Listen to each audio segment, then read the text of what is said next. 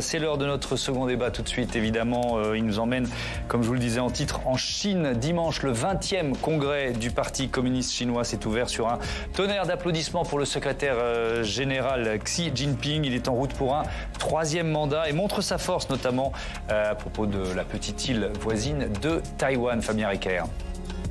Xi Jinping, ovationné par les 2300 délégués du Parti communiste chinois. À 69 ans, il devrait devenir le premier dirigeant du pays depuis Mao à enchaîner un 3e mandat consécutif, après avoir modifié en 2018 la Constitution pour supprimer la limite de 2 mandats présidentiels. Dans son discours, Xi Jinping a appelé à l'unité. L'ensemble du parti et le peuple de toutes les ethnies sont engagés sur la voie de la construction d'un pays socialiste moderne. Avec pour ambition de faire de la Chine la première puissance mondiale en 2049, date du centenaire de la Révolution, Xi Jinping a vanté la modernité chinoise comme une alternative au camp occidental, avec lequel les relations se sont dégradées sous son règne.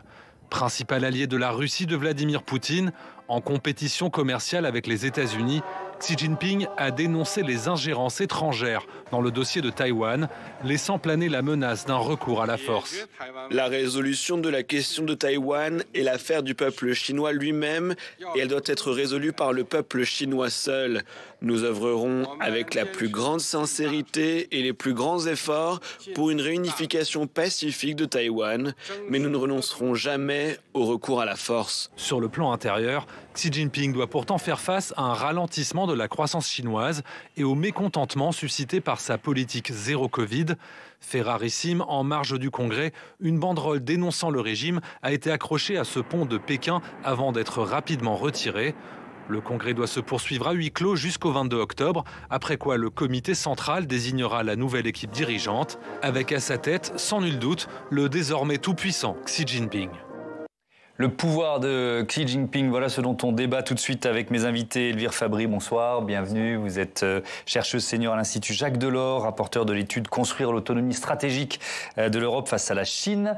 J'accueille également Jean-Philippe Béja, bonsoir. Vous êtes sinologue, directeur de recherche émérite au CNRS, chercheur au Centre d'études et de recherche internationale, série Sciences Po. Pierre Aski, bonsoir. Bonsoir. Vous êtes chroniqueur géopolitique pour France Inter et l'Obs et ancien correspondant en Chine. Laetitia Krupa est restée à mes côtés. Peut-être pour commencer, Elvire Fabry, comment on peut qualifier le pouvoir de Xi Jinping aujourd'hui? C'est un dictateur, un autocrate? Quel terme vous pourriez employer? Écoutez, le sentiment qu'on a, c'est qu'il n'a fait que renforcer sa capacité de contrôle au sein du parti et le rôle du parti au sein de la société chinoise. Donc oui, on a le sentiment quand même aujourd'hui d'un Xi qui est relativement isolé dans sa capacité à prendre des décisions, à maintenir aujourd'hui un cap économique dont on voit qu'il est... on a une croissance économique en berne, on a une population chinoise qui a un moral qui est chaque jour un peu plus bas, et pourtant qu'il maintient ce cap parce qu'il a décidé que c'était d'abord l'idéologie qui primait et que c'est les choix qu'il avait adoptés il y a quelques années sur la façon de gérer la pandémie, la politique du zéro Covid, le maintien des contrôles, tout ça, même si le bilan aujourd'hui est très sévère, il maintient ce cap. Et donc ce que l'on peut dire, c'est que l'équation, c'est qu'il a une capacité de contrôle qui reste peu contestée au sein du parti. Ouais. Jean-Philippe Béja, si on parle un peu du personnage et de son histoire, c'est un pur produit du système communiste. J'ai lu que ses parents faisaient même partie des fondateurs de la République populaire de Chine aux côtés de Mao en 1949. Le père de Xi Jinping a accueilli Mao au lendemain de la Longue Marche, donc en 1935, puisqu'il était responsable, l'un des dirigeants de la base communiste de Yan'an, au nord-ouest de la Chine. Donc, on peut dire que c'est un ancien de la Révolution, sans aucun doute. Mais justement, l'arrivée de Xi Jinping au pouvoir avait fait naître beaucoup d'espoir. Pourquoi? Parce que son père, Xi Jong-un, a été critiqué en 1962, il a perdu son poste, et pendant la révolution culturelle, Xi Jinping lui-même, qui était tout petit, il avait 15 ans, a été envoyé à la campagne, il est revenu de la campagne et il a été emprisonné par les gardes rouges, il a été largement critiqué, sa demi-sœur s'est suicidée, et ensuite il a été renvoyé à la campagne, j'allais dire peu poliment, à coups de pied dans les fesses par ses parents, Et là, il est resté, et à ce moment-là, il a fait 7 fois sa demande d'entrer au parti. À la 8e fois, il a été pris. Et à partir de là, on a un Xi Jinping qui change complètement. Il y a C'est-à-dire qu'il y avait un espoir qu'il puisse réformer un peu, tenir compte de sa propre histoire, ou de l'histoire de sa famille, pour assouplir le régime. J'étais en 2012, au moment du 18e congrès, quand il allait arriver, et dans les milieux dissidents et dans les milieux libéraux, il y avait un grand espoir. Il avait été jeune instruit, il avait vu les terribles conditions de vie dans les campagnes chinoises, et le nord-ouest de la Chine, je vais vous dire, c'est pas particulièrement avancé. Il avait été victime, son père avait été victime de purges, et d'autre part, après sa réhabilitation, son père, Xi Zhongxun, a été l'un des fondateurs de la fameuse zone économique spéciale de Shenzhen, qui était donc l'ouverture de la Chine au capitalisme. Et en plus, après le massacre du 4 juin 1989, il a été sur la touche pour s'être opposé. Il a été mis sur la touche pour s'être opposé à l'intervention de l'armée. Tout le monde le savait, surtout dans les milieux des princes rouges. Et donc, on s'attendait à ce qu'une fois arrivé au pouvoir, il soit justement quelqu'un qui approfondisse les réformes et qui comprenne l'importance de d'une autonomie de la société pour ce régime. Qu'est-ce qui s'est passé alors qu'est-ce qui s'est passé? Alors on va y venir, je vais vous donner la parole juste après, parce qu'effectivement ça va faire, pardon Laetitia, mais ça va faire partie des éléments de ce débat, mais je voudrais entendre Pierre Aski peut-être sur un premier bilan. Je crois qu'il avait révélé sa doctrine, il avait dit le rêve chinois. Alors bon, on peut dire ça, tous les hommes politiques peuvent arriver avec un rêve pour leur pays, mais quel bilan vous en faites 10 ans plus tard? Il a renforcé, ça a été dit, le contrôle et le pouvoir absolu, non seulement du parti, ce qui est très important, parce que en Chine, c'est le parti qui a l'ascendant sur l'État, et donc c'est le parti qui dicte tout, mais il a renforcé son pouvoir personnel. Il y avait une doctrine qui était celle de Deng Xiaoping, après les excès de la période Mao. Deng Xiaoping avait vanté les mérites de la collégialité, et ça a fonctionné jusqu'à Xi Jinping. Xi Jinping a cassé cette collégialité pour avoir un pouvoir personnel. On le surnommait au début le président de tout, parce que dès qu'il y avait le moindre comité qui était créé, il en était le président. Donc il a tout centralisé autour de sa personne. Donc de ce point de vue-là, il a réussi cette OPA sur le parti et sur le pouvoir chinois. De l'autre côté, le bilan, et ça a été dit tout à l'heure, est beaucoup plus mitigé, parce qu'il se retrouve aujourd'hui, par ses choix, aussi bien ceux de l'expansion internationale et d'une affirmation internationale de la Chine, avec des problèmes qui sont considérables. Cette opposition frontale avec les États-Unis est quand même en partie due au fait que la Chine est affichée un peu trop vite ses ambitions de devenir le numéro 1 mondial dans tous les secteurs. Et aujourd'hui, il se retrouve avec cette convergence de crises. Le Covid, le zéro Covid, qui est une sorte de sparadrap dont il n'arrive pas à se débarrasser. Il pensait avoir le meilleur bilan au monde sur le Covid, et il a aujourd'hui une population qui n'en peut plus. L'économie est aujourd'hui inférieure à la moyenne asiatique. C'est la première fois depuis 30 ans que c'est comme ça, que la Chine n'est plus le moteur, la locomotive de la croissance économique. Et le troisième problème, c'est son soutien et sa proximité avec Poutine sur la guerre d'Ukraine, qui aujourd'hui est une source d'embarras aussi, parce que 2 semaines avant l'invasion de l'Ukraine, Poutine était à Pékin, signé avec Xi Jinping une déclaration promettant une amitié sans limite. Sans limite. Et aujourd'hui, on le voit bien, la Chine est à la fois dans le soutien politique, mais elle ne se mouille pas plus que ça dans le soutien concret à la Russie. Alors, il y a plusieurs éléments dans ce que vous venez de nous dire. Il y a notamment la politique zéro Covid, on y reviendra. Il y a évidemment l'alliance, c'est peut-être pas le meilleur terme, mais entre la Chine et la Russie, en tout cas la proximité affichée. Mais il y a effectivement cette question du bilan économique. Et là, Laetitia, je me tourne vers vous, parce qu'il y a un détail qui a attiré votre attention. Aujourd'hui, le Bureau national des statistiques devait dévoiler une série d'indicateurs économiques, dont le chiffre de la croissance pour juillet-septembre.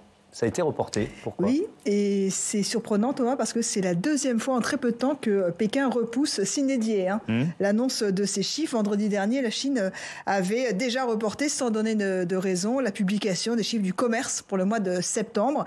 Et c'est tout à fait inhabituel. Pourquoi ? Parce que d'habitude, les chiffres servent à asseoir le pouvoir de la deuxième puissance économique mondiale. Donc c'est ce que laissait entendre Pierre Aski. Ils doivent être mauvais, ces chiffres. Évidemment, on pense tous qu'ils sont mauvais, enfin tous les experts en tout cas. On a quand même quelques indications. Par exemple, ceux du deuxième trimestre, le PIB avait progressé seulement de 0,4% par an. Pire performance depuis 2020.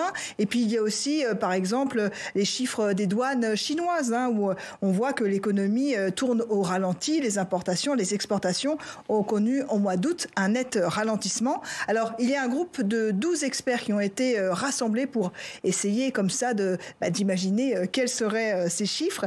Et ils tablent tous sur une croissance de 2,5% pour ce troisième trimestre et de 3% ensuite pour 2023, ce qui serait le rythme le plus faible depuis 40 ans. Juste pour vous donner un ordre d'idée, Pékin, lui, enfin Xi Jinping, avait tablé sur 5,5% de croissance. Et quand on dit 5,5%, quand le parti dit ça, les entreprises ont intérêt à suivre. Et donc, évidemment, en plein 20e congrès, ce n'est pas le moment de dévoiler ces chiffres. Non, il ne faut pas venir perturber le couronnement de Jinping, d'autant que ces mauvais chiffres pourraient venir, on l'a dit, là, de sa politique zéro Covid. On ne peut pas imaginer comment les Chinois vivent depuis 3 ans. Nous qui avons pris la décision, nous, quand je dis nous, les pays occidentaux et puis tout le reste du monde, de vivre avec le virus, il continue à être poursuivi, à être cloîtré et fatalement, l'économie en subit les conséquences. Par exemple, les ventes immobilières, qui représentent un gros secteur du PIB, sont en net recul. Est-ce qu'il y a aussi une guerre cachée dont on peut parler entre les Américains et les Chinois dans le domaine de la tech ? Oui, parce que c'est la flèche empoisonnée qu'a envoyée Joe Biden juste avant l'ouverture du 20e congrès du PC chinois, un document d'une centaine de pages qui établit des restrictions. Alors c'est assez technique, c'est sur les semi-conducteurs, ces petites puces électroniques indispensables à notre ère numérique et qui est un des secteurs pionniers de la Chine. Donc pas vraiment de hasard dans ce timing. C'est un message politique qui est envoyé par les États-Unis, peut-être, probablement même pour la question de Taïwan. En tout cas, c'est un avertissement. Si vous touchez à Taïwan, si vous avancez d'un pas, l'économie, en tout cas pour vous, sera encore plus difficile. C'est Joe Biden qui le sous-entend. Oui. Jean-Philippe Béja, alors ça va peut-être vous permettre de répondre en partie à la question que posait Laetitia tout à l'heure. Ces mauvais chiffres, même s'ils ne sont pas publiés, ils sont connus des cercles du pouvoir chinois. Pourquoi ça ne fragilise pas plus que ça le pouvoir de Xi ? Parce que l'essentiel n'est pas là pour Xi Jinping. On a fait une translation de légitimité. Si vous regardez le rapport au 20e congrès, l'économie n'est pas du tout au centre de l'affaire. Ce qui est au centre, c'est la sécurité nationale, la grandeur de la Chine, et c'est cela l'important, et le renforcement du pouvoir du parti. Il faut bien voir, les chiffres n'ont pas été publiés, c'est vrai. Maintenant, vous savez, les chiffres du Bureau national des statistiques, moi ça m'amuse quand même. Oui. On ne peut plus manipuler les chiffres du Bureau national des statistiques. C'est évidemment le symbole de quelque chose qui se passe à l'intérieur de l'appareil d'État chinois. Comme on le disait tout à l'heure, c'est un appareil qui est de plus en plus opaque. On n'a jamais été si peu au fait de ce qui se passe à l'intérieur du système de pouvoir que depuis l'accession au pouvoir de Xi Jinping, et notamment depuis son 2e mandat. Donc, simplement, le fait de ne pas publier ces chiffres est un signe qu'il y a peut-être un certain nombre de divergences. Et on pense immédiatement à Li Keqiang, qui devrait partir à l'issue de ce congrès. Alors c'est qui le premier, parce que j'avoue que je ne le connais pas. Oui, bien sûr, c'est tout à fait normal. Vous voyez, c'est très clair. C'est le numéro 2. C'est le Premier ministre. Vous connaissez Li Peng. Vous aviez entendu parler de Zhao Ziyang. Mais vous ne connaissez pas Li Keqiang. Parce que depuis que Xi est arrivé au pouvoir, Li Keqiang a été complètement mis sur la touche. Alors, il n'a pas beaucoup de pouvoir, mais il représente une des factions. Pour revenir à ce que vous me disiez tout à l'heure, pourquoi a-t-il changé ? Alors, quand il est arrivé au pouvoir, Xi Jinping, c'est un homme de compromis. Ça rappelle quelque chose, vous allez voir. il y avait plusieurs factions à l'intérieur du Parti communiste. Il y a toujours des factions à l'intérieur du Parti communiste. Il y en avait sous Mao, il y en avait sous Deng, il y en avait sous Hu Jintao, sous Wen Jiabao. Donc, ce qui se passe, c'est que les factions, la faction des princes et la faction de la Ligue de la jeunesse, l'Ikotien, se mettent d'accord pour mettre au pouvoir quelqu'un qui semble au fond assez falot. Donc on va le mettre et on pourra continuer, parce qu'il faut bien voir qu'à ce moment-là, le parti n'est pas très uni, ça part un peu dans tous les sens. La direction collective fait qu'on ne peut pas avoir de grandes initiatives parce qu'il faut se mettre d'accord. Or, il y a des conflits entre les divers groupes d'intérêt. Alors on va mettre ce Xi Jinping et on va continuer comme avant. Et qu'est-ce qu'il fait en arrivant? Il dit « Je vais faire une grande campagne contre la corruption ». Tout le monde est toujours d'accord pour lutter contre la corruption, c'est populaire, c'est bien, etc. Et puis, la campagne contre la corruption, elle dure depuis 10 ans. Ça, d'habitude, ça marche pas. D'habitude, ça dure 1 an, 2 ans, et puis on se remet au travail. Donc, il s'en est servi pour faire le ménage, pour asseoir son pouvoir. Ce qui s'est passé, c'est que ce personnage de compromis, falot, etc., eh ben, c'est un peu comme un certain Joseph Vissarionovitch, Staline, qui était arrivé, on disait, il y avait Trotsky, qui était quand même un grand orateur. En Chine, on avait Bo Xilai, qui était un personnage au grand charisme. Et puis, on arrive, et qu'est-ce qu'on utilise? Alors, on dit beaucoup, Xi Jinping, c'est le nouveau Mao. Non, pas du tout. Xi Jinping, c'est un nouveau Staline. C'est-à-dire qu'il va utiliser cette campagne contre la corruption pour se débarrasser de ses adversaires potentiels. Et comment est-ce qu'il va le faire? Non pas en faisant appel aux larges masses, comme faisait Mao Tse-tung pendant la Révolution culturelle, mais en utilisant la Commission centrale de contrôle de la discipline, dirigée par son numéro 2 à l'époque, Wang Qishan. Et avec ça, il va se débarrasser quand même de 53 cadres du niveau national et de 5 millions de cadres du parti. C'est-à-dire, c'est quelque chose d'énorme, cette campagne. Et donc, là, il va récupérer le pouvoir, réunifier le parti, c'est très important, il aura une véritable ligne, mais il y a une autre chose. Ce qu'il vient de faire, là, au mois de septembre, simplement au mois de septembre, juste à la veille de ce congrès, il a fait, peut-être pas lui, pardon, les tribunaux chinois ont condamné à la peine de mort, avec un sursis de 2 ans, 2 personnes, Fu Jianhua et Sun Lichun, qui sont les 2 vice-ministres, alors un est ministre de la Justice et l'autre était vice-ministre de la Sécurité, comme ayant fait la clique de la sécurité publique pour s'opposer à Xi Jinping. Ces 2 personnes sont ceux qui l'ont le plus aidé à se débarrasser de ses rivaux. Là encore, ça rappelle quand même quelque chose. Il y avait un certain Yezhov qui, au lendemain de l'assassinat de Kirov, avait aidé Staline à renforcer son pouvoir et il s'en est débarrassé. Xi Jinping fait un peu pareil. Mais c'est une histoire d'isolement qu'on est en train de raconter finalement, Elvire Fabry, d'un homme qui est de plus en plus isolé. Alors, on va revenir aux contre-pouvoirs qui peuvent exister ou pas au sein du Parti communiste chinois, mais je voudrais quand même rester sur la thématique de la faiblesse de l'économie chinoise, parce que c'est pas forcément une bonne nouvelle pour nous, pour les Européens, parce que c'est quand même un des moteurs de la croissance mondiale. Laquelle de nos économies européennes est la plus dépendante de la Chine, d'une certaine façon? C'est l'Allemagne, je crois? C'est l'Allemagne, c'est très clairement l'Allemagne. L'Allemagne a construit tout son modèle de développement économique des 30 dernières années sur l'intégration des chaînes de production à la production, à l'usine chinoise. Donc elle importe des pièces détachées, elle importe des biens intermédiaires qu'elle monte, notamment toute la machinerie allemande, toute l'industrie lourde, et elle réexporte, parce que c'est aussi la demande chinoise qui intéresse les Allemands. Et aujourd'hui, c'est toutes les grands constructeurs automobiles allemands investissent en Chine. Il faut savoir une chose, c'est que là, les chiffres de l'investissement européen en Chine sont essentiellement faits par 10 grandes entreprises. Sur les 1800 entreprises européennes présentes en Chine, il y en a 10 qui font 80% de l'investissement de la dernière année. Et sur ces 10 grosses entreprises, il y en a 5 qui sont allemandes. Donc c'est vraiment l'ancrage allemand qui est déterminant. Et l'Allemagne, actuellement, est en train de préparer une stratégie Chine qui aura un impact sur le débat européen. Mais oui, pour revenir aux signaux que nous envoie cette économie chinoise en berne, les Européens, comme les Américains, les Japonais, regardent ça en effet de très près, parce que ce que l'on voit, c'est que la machine économique chinoise est en train de se gripper, notamment parce que tout le moteur de la construction immobilière, tout le secteur immobilier, qui représentait 25-30% du PIB chinois, est en train de se bloquer avec la crise immobilière, c'était toute la source d'enrichissement des Chinois. Donc c'était tout ce qui tenait le formidable accélération de l'économie chinoise.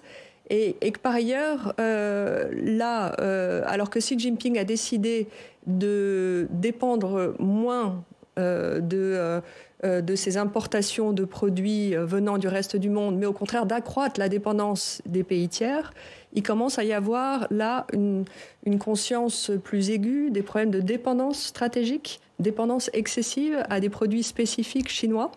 Et avec autant du côté américain, du côté européen, du côté japonais ou autre, la conscience qu'il faut rééquilibrer certains échanges, alors que nous, Européens, nous avons eu tendance à renforcer très fortement notre intégration à ces chaînes de valeur, pas simplement les Allemands. Le volume d'ensemble des échanges commerciaux le montre. Oui. L'immobilier, Pierre Aski, c'était un peu le rêve de la classe moyenne chinoise. Je ne sais pas si on peut dire ça, mais ça m'amène à une question sur le contre-pouvoir ou l'opinion publique chinoise. On a vu dans le reportage furtivement une bannière d'opposition qui avait été affichée. Je pense qu'il faut juste se poser pour imaginer le courage de celui ou celle qui a osé faire ça dans le régime chinois d'aujourd'hui. Mais est-ce qu'il y a malgré tout des voix qui s'élèvent, peut-être dans les cercles du pouvoir, pour dire mais voilà, le moteur est en train de s'arrêter, la politique du tout contrôle a des limites, la stratégie zéro Covid a montré ses limites aussi. Écoutez, dès son arrivée au pouvoir en 2012, Xi Jinping a cassé ce qui restait de sociétés civiles naissantes en Chine. Depuis le début des années 2000, on a un espace qui s'est constitué avec un secteur associatif, des avocats par exemple, qui était une part importante de cette société civile, etc. Ça a été complètement cassé. C'est-à-dire qu'il y avait une directive interne du parti qui listait les secteurs, les ennemis du parti, dans lequel il y avait le concept de société civile, qui était pour lui le cheval de Troie de l'Occident, en gros. Et donc, dès le début, les contre-pouvoirs potentiels, parce qu'ils étaient loin de constituer des contre-pouvoirs, ont été la cible de Xi Jinping. Et puis, vous avez eu, ces dernières années, une campagne contre les grands capitaines d'industrie. Le plus connu et le premier qui a été visé, c'était Jack Ma. Jack Ma, le fondateur du groupe Alibaba, qui est un géant, une capitalisation boursière qui est à peu près l'équivalent de Google ou d'Amazon, et qui s'est retrouvé à disparaître, comme on dit en Chine, pendant plusieurs semaines, parce qu'il avait fait un discours qui critiquait le secteur bancaire étatique. Ça veut dire quoi, disparaître ? Disparaître, ça veut dire que vous êtes entre les mains de la police du parti. Donc, en général, vous êtes dans une sorte d'hôtel en résidence surveillée, interrogé, etc. C'est ce qu'on appelle des prisons noires aussi. Et tous les grands groupes privés chinois ont été la cible du pouvoir. C'est-à-dire qu'il y a eu une tentative d'empêcher ce secteur privé avec des gens puissant, extrêmement riche, mais aussi très connu à l'étranger. Jack Ma a fait des débats avec Obama au forum de Davos et des choses comme ça. Donc c'était un statut qui pouvait faire de l'ombre à Xi Jinping. Et ils ont été cassés les uns après les autres. Et aujourd'hui, on a, et on le voit, il y a dans les traces dans le rapport au congrès du parti, on est dans une réétatisation très forte de l'économie. Le secteur privé a le droit d'exister, mais il est soumis aux intérêts de l'État et du parti. Et c'est le secteur public, donc le secteur étatique, capitalisme d'État, qui est le centre, le cœur névralgique de l'économie chinoise. Alors je voudrais qu'on parle de Taïwan maintenant, et je propose à Steve Jourdain de nous rejoindre. Les tensions autour de Taïwan, petite île voisine de la Chine, on peut dire que Xi Jinping maintient la pression. Oui, la Chine ne renoncera jamais à l'usage de la force, si besoin, c'est ce qu'a déclaré le dirigeant chinois lors de son discours dimanche dernier. L'île de Taïwan se considère depuis 1949 comme la seule et véritable république de Chine, mais la Chine communiste, elle, ne le voit pas du même œil. Elle considère que Taïwan fait partie de son territoire. À ce sujet, Xi Jinping a rappelé dimanche la position de Pékin. Écoutez-le. Face aux activités sécessionnistes des forces indépendantistes taïwanaises et aux graves provocations des forces extérieures qui s'immiscent dans les affaires de Taïwan, nous avons mené résolument une lutte contre le séparatisme et l'ingérence et démontré notre détermination et notre capacité à sauvegarder la souveraineté nationale, l'intégrité territoriale et à nous opposer à l'indépendance de Taïwan. Est-ce qu'une invasion chinoise de Taïwan est envisageable? Elle est en tout cas clairement envisagée du côté taïwanais. Le rapport de force est évidemment disproportionné. On va avoir quelques chiffres. Taïwan, c'est 23 millions d'habitants, une armée modeste de 169 000 militaires d'actifs qui veut quand même compter sur plus d'1 500 000 réservistes. En face, eh bien, il y a la Chine et ses 1 400 000 habitants qui comptent sur une armée de 2 millions de soldats, dont près d'1 million pour la seule armée de terre. Dans ces conditions, eh bien, la présidente de Taïwan, réélu pour un deuxième mandat en 2020, tente de prendre la communauté internationale à témoin. Écoutez, c'était lors de la journée nationale du pays, c'était la semaine dernière. La communauté internationale comprend parfaitement que le maintien de la sécurité de Taïwan signifie le maintien de la stabilité régionale et des valeurs démocratiques. La destruction de la démocratie et de la liberté de Taïwan serait une grave défaite pour les démocraties du monde. Que peut la France dans ce conflit? On n'a pas, je crois, de relations diplomatiques avec Taïwan. C'est vrai, officiellement, Paris n'entretient pas de relations avec l'île, mais officieusement, des échanges existent bien. Il y en a même beaucoup, notamment en matière économique et scientifique. Un chiffre pour vous montrer, Thomas, l'importance de Taïwan dans l'économie mondiale. L'île produit près de 60% des semi-conducteurs de la planète. Il s'agit de ces puces électroniques indispensables pour les voitures, les avions, les smartphones. Et qui dit enjeu économique dit évidemment intérêt politique pour l'Occident. Des parlementaires se rendent régulièrement sur l'île. On va voir ces images du groupe d'amitié France-Taïwan au Sénat, images de la télévision taïwanaise. C'était début septembre. 5 sénateurs ont été accueillis par les autorités locales. Parmi eux, Olivier Cadic, le vice-président de la Commission des Affaires étrangères au Sénat. C'est un modèle qui fonctionne bien. Le pays se développe de façon impressionnante. C'est aujourd'hui la 21e puissance économique dans le monde. C'est bientôt le G20 pour Taïwan. Et donc, c'est à eux de déterminer quel est leur avenir. Ce déplacement sur l'île, c'était une façon pour les élus français de rappeler que Taïwan n'est pas seul face aux volontés expansionnistes de la Chine, Thomas. Merci Steve, et c'est bien 1,4 milliard d'habitants en Chine, on avait rectifié de nous-mêmes. Je voudrais vous entendre sur la question des semi-conducteurs, parce que c'est venu plusieurs fois finalement déjà dans le débat. Pourquoi et je reviens à ce que disait Laetitia sur Joe Biden, pourquoi Joe Biden fait ça juste avant le 20e congrès? C'est quoi la stratégie?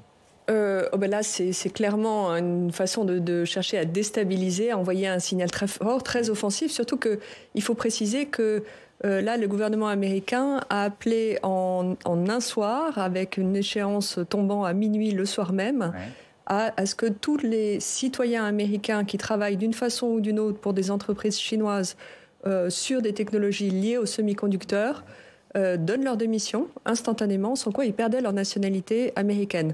Ce qui a donné lieu à une succession évidemment de démissions. Et là, ce que ça veut dire, c'est que les liens sont... l'offensive est très forte, le signal est très fort. Et puis surtout que là, le message est adressé à la Chine.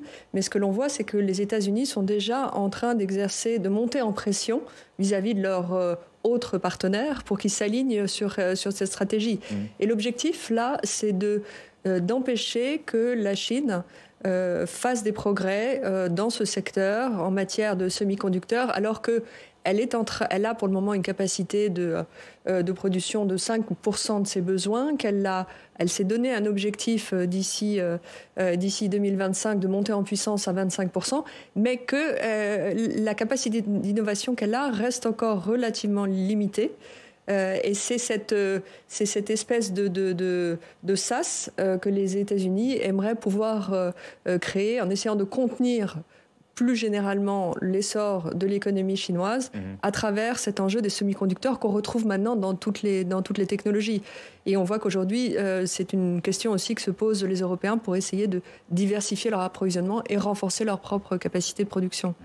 Pierre Aski, si on parle de Taïwan, est-ce qu'on peut dire que c'est une obsession pour le régime chinois?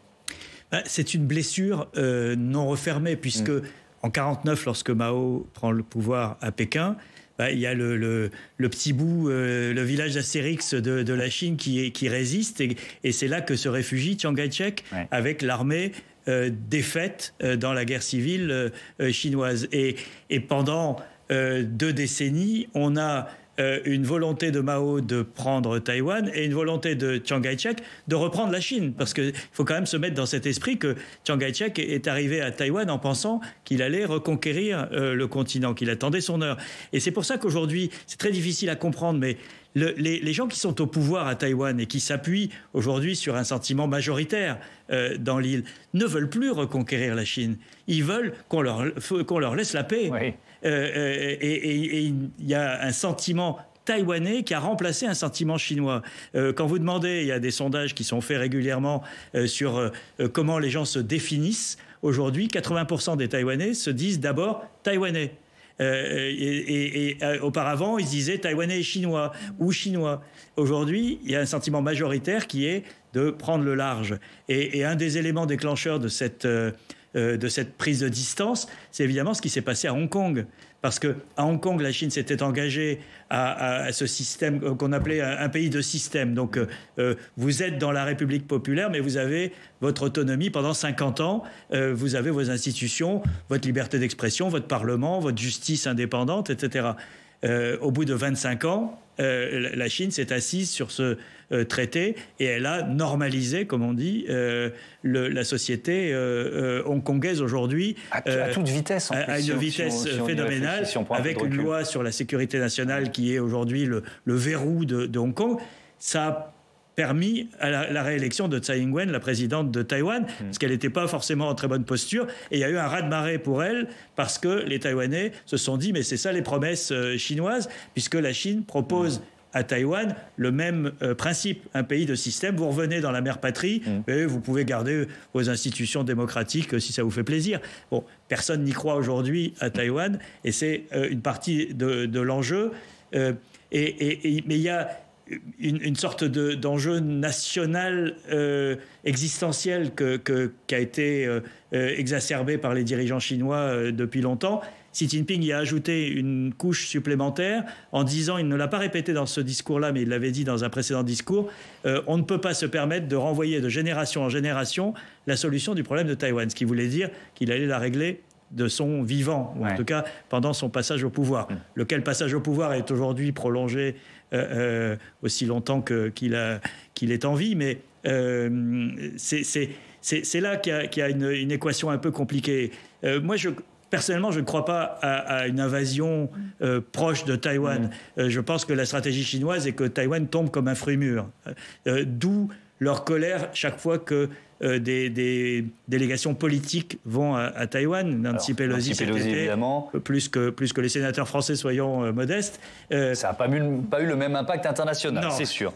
Mais il y a cette idée qu'il faut couper les liens politiques entre Taïwan et le reste du monde pour qu'un jour ça tombe comme un fruit mûr. Mais Jean-Philippe Béja, qu'est-ce qui est insupportable? C'est cet îlot de démocratie voilà, chez un tout petit voisin. On a revu la carte, on a rappelé les chiffres. Enfin bon. C'est insupportable quand on a besoin que ce soit insupportable. Ça n'a pas toujours été le cas. Dans les années 80, il y a eu un énorme rapprochement entre le continent et Taïwan. Les échanges économiques, c'est une chose qu'on oublie peut-être, quand on parle de guerre, etc. Les échanges économiques entre Pékin et Taïwan sont extrêmement importants. Il y a 1 million de Taïwanais qui sont installés en Chine, qui travaillent en Chine, qui ont des usines en Chine. Il faut bien voir que le Guangdong, la région de Shenzhen et la région de Shanghai sont bourrés d'entreprises taïwanaises. Donc, si vous voulez, regardons les choses de manière un petit peu plus objective. Quand on a dit tout à l'heure, Xi Jinping a abandonné l'idée de fonder la légitimité du parti essentiellement sur le développement économique.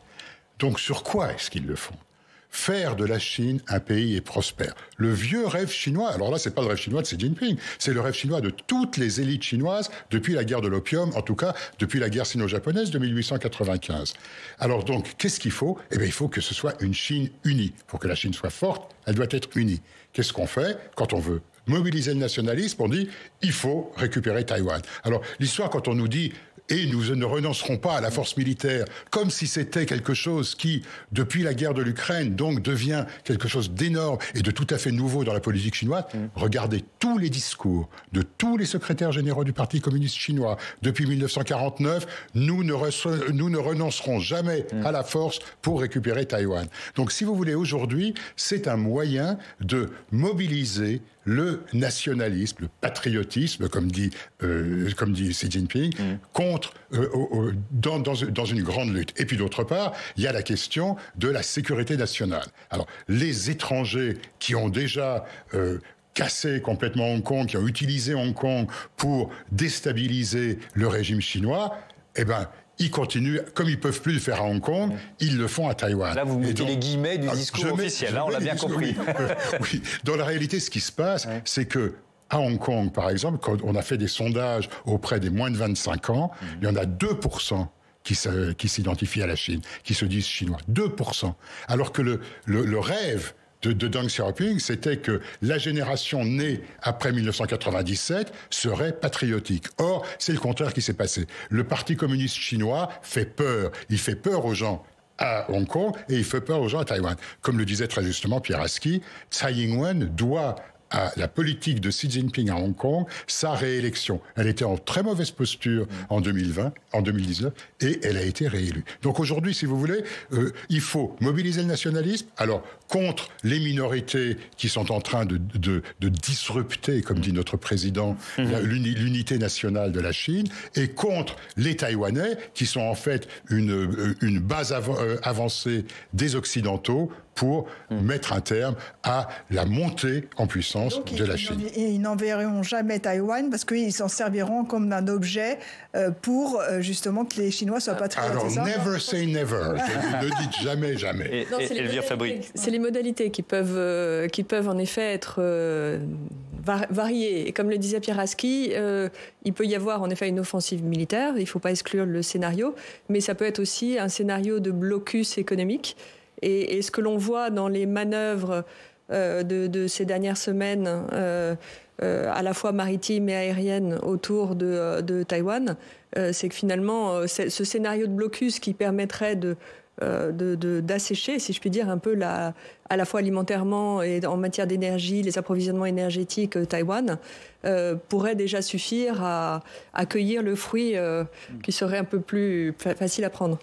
Oui, intervenir. Oui, rapidement, parce que je voudrais qu'on parle du Covid. Simplement, on peut juste faire mûrir le fruit en intervenant de façon souterraine à Taïwan. Et ça, c'est quelque chose qui est très présent, notamment par l'Internet et par toutes sortes de réseaux qui existent à l'intérieur de Taïwan. Ouais. Donc, il y a effectivement un danger. Alors, le Covid, pour terminer, il nous reste à peu près 6 minutes. Ça passe trop vite, ce débat, mais il est passionnant. C'est bon signe. Je vous propose une image, tiens, qu'on a trouvée, qui était publiée sur Twitter aujourd'hui. L'arrestation d'une femme positive au Covid. Ça se passe à Shanghai. Je ne sais plus si on a cette image. Oui, la voilà. Elle est arrêtée, mais comme une dangereuse criminelle, quoi. Et, je trouve, Pierre Aski, que ça symbolise assez bien ce que décrivait Laetitia tout à l'heure. C'est-à-dire que la politique Covid de la Chine aujourd'hui, qui nous semble totalement absurde vu d'ici. Vous savez, autrefois, un cadre du parti était jugé sur ses résultats économiques. Aujourd'hui, il est jugé sur le nombre de cas de Covid. Et c'est cette inversion qui est en fait... Xi Jinping est pris à son propre piège. C'est que lorsque le Covid est donc parti de Wuhan, la Chine a crié victoire dès le mois de février, et ensuite c'est arrivé chez nous. En Europe d'abord, puis aux États-Unis, avec plus d'1 million de morts aux États-Unis. Et la Chine, en s'étant isolée et en ayant réussi à conserver cette fermeture réelle, a crié victoire en disant « Regardez ces Occidentaux, ces Américains qui sont incapables de faire face à ce virus ». Aujourd'hui, il est pris à son piège, c'est-à-dire qu'il n'a pas voulu du vaccin Pfizer ou Moderna américain. Il y a eu des négociations qui ont été menées pour produire ces vaccins en Chine. On a été à 2 doigts de signer un accord. Le groupe Fosun, qui est un groupe chinois qui a une branche pharmaceutique, a négocié avec Pfizer. Il y a eu un veto politique parce que c'est un vaccin américain. Le résultat, c'est que le vaccin chinois n'est pas efficace aujourd'hui contre les variants Omicron. Et donc, la Chine ne veut pas prendre le risque d'avoir un nombre de morts qui rattraperait celui des États-Unis. On est dans un cauchemar qui est celui de la vanité d'un régime et de l'idéologie. Et aujourd'hui, l'application de ces règles de zéro Covid est cauchemardesque. Ce qui s'est passé à Shanghai au printemps, une ville de 25 millions d'habitants, où les gens criaient par les fenêtres qu'ils n'avaient plus à manger. C'était un cauchemar qui a traumatisé les gens et qui en a poussé un certain nombre à quitter le pays ou à demander à quitter le pays. Vous parlez à des entreprises françaises qui sont installées en Chine, leurs cadres chinois, ceux qui pourraient être, qui ont des diplômes internationaux, etc., demandent qu'une seule chose aujourd'hui, c'est partir. Alors que ces dernières années, il y avait l'effet inverse. Les gens retournaient en Chine. Elvire Fabry, il y a évidemment un impact, on l'a déjà évoqué, sur l'économie chinoise, cette gestion du Covid, mais ça a été aussi un moyen pour renforcer ce contrôle dont on parlait en début d'émission. Ça a été une justification pour surveiller, fliquer, pardon d'être un peu trivial, le pays, la population. Et accélérer l'installation de caméras de surveillance qu'on connaît à travers tout le pays. Sans aucun doute, ça a permis de renforcer toute la capacité de contrôle, d'isoler aussi un peu la population chinoise du reste du monde. Parce qu'il faut avouer que sur une période aussi longue, ce sont tous les liens, tous les étudiants chinois qui partaient à travers le monde qui n'ont pas pu partir, les étudiants qui arrivaient en Chine, les échanges professionnels.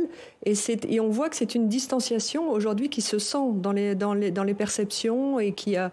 en fait, cette situation de zéro Covid est en train d'infuser sur la Chine de manière très profonde. Parce que même pour revenir à la question du moral des Chinois... Oui.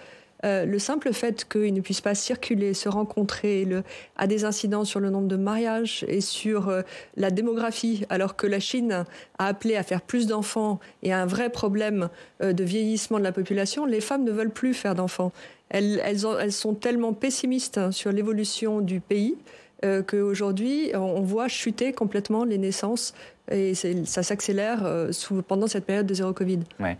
Jean-Philippe Béja, pour conclure, il y a ce qu'on appelle le crédit social, c'est ça, en Chine. Donc ça rejoint cette surveillance un peu généralisée. Est-ce que vous pouvez nous expliquer en quelques mots comment ça marche ? Bon, alors c'est un peu compliqué parce que le crédit social n'est pas aussi efficace qu'on le raconte souvent. Ouais. Si vous voulez simplement, c'est que toutes vos actions sont qui ont quelque chose de public sont enregistrées. Si vous traversez hors des clous, ça vient se mettre sur votre... Vous perdez des points en quelque sorte. Oui, vous perdez des points sur votre... Vous savez, c'est quelque chose qui existait déjà. Il y avait le dossier sous Mao Tse-tung.